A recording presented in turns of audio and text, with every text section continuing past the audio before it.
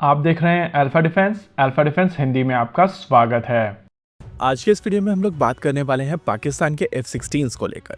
इस समय social media के ऊपर एक बज़ चल रही है जहां पर कहा जा रहा है कि पाकिस्तान के लगभग 8 F-16 ऑपरेशन सिंदूर के दौरान नष्ट किए गए थे। अब इन 8 में से 4 को लेकर स्टोरी है कि ये हवा में मारे गए हैं और बाकी 4 को लेकर स्टोरी है कि जमीन के ऊपर जो भारत की तरफ से अटैक किए गए थे, जहाँ पर कई सारे हैंगर नष्ट किए गए हैं, वहाँ पर साब एयरआई के साथ में F-16 भी मौजूद थे।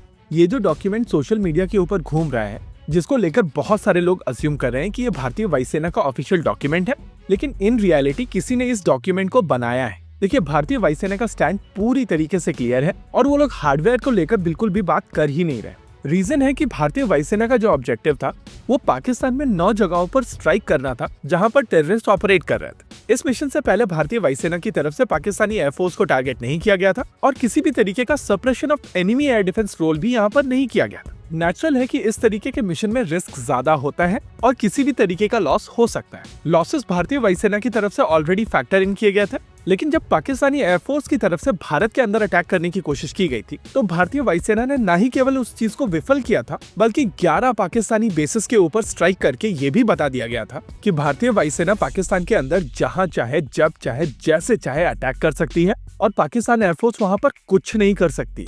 यही कारण है कि पाकिस्तान की तरफ से लगातार कोशिश की जा रही है कि इस पूरे डिबेट को ऑब्जेक्टिव से हटाकर हार्डवेयर लॉस पर लाया जाए ताकि इसकी ग्रेविटी कम हो जाए।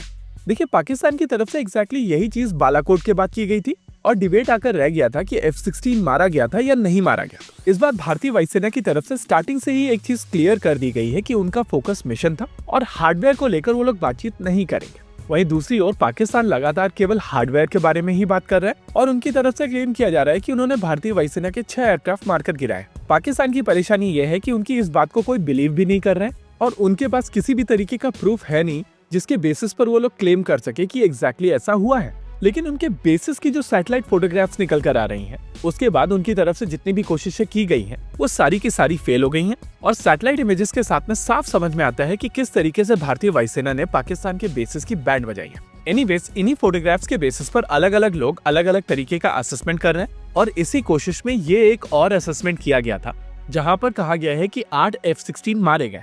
देखिए, अगर आप चीजों को ऑब्जेक्टिव तरीके से देखेंगे तो आपको साफ समझ में आएगा कि ये नंबर्स थोड़े एग्जैजरेटेड है।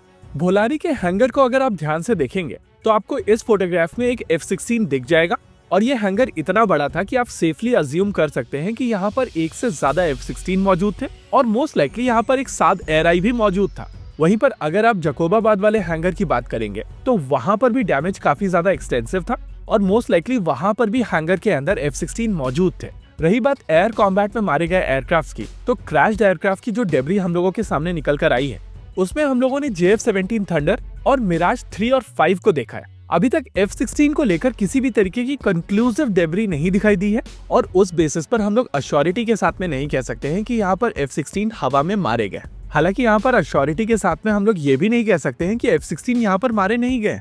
पर्सनली मेरा यहाँ पर केवल एक टेक है कि ग्राउंड के ऊपर हम लोगों के पास में कुछ एविडेंस और ट्रेसेस हैं जिसके बेसिस पर ये क्लेम किए जा सकते हैं, लेकिन हवा में जो कॉम्बैट हुआ है वहाँ पर F-16 के किसी भी तरीके के ट्रेसेस नहीं है। हाँ, JF-17 थंडर के वहाँ पर ट्रेसेस हैं और पाकिस्तानी मिराज एयरक्राफ्ट के भी हैं जो मिराज 3 और मिराज 5 कॉन्फ़िगरेशन में पाकिस्तान एयरफोर्स के साथ में ऑपरेशनल है। वैसे जिन एयरक्राफ्ट को लेकर हम लोगों के पास में ट्रेसेस मौजूद हैं, उनके ऊपर हम लोग एक डिटेल्ड वीडियो आने वाले समय में करेंगे और इन एयरक्राफ्ट के बारे में डिटेल में बात करेंगे कि कौन कौन से एयरक्राफ्ट कहाँ कहाँ पर मारे गए।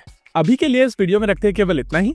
वीडियो को अंत तक देखने के लिए धन्यवाद। देखते रहिए अल्फा डिफेंस। जय हिंद।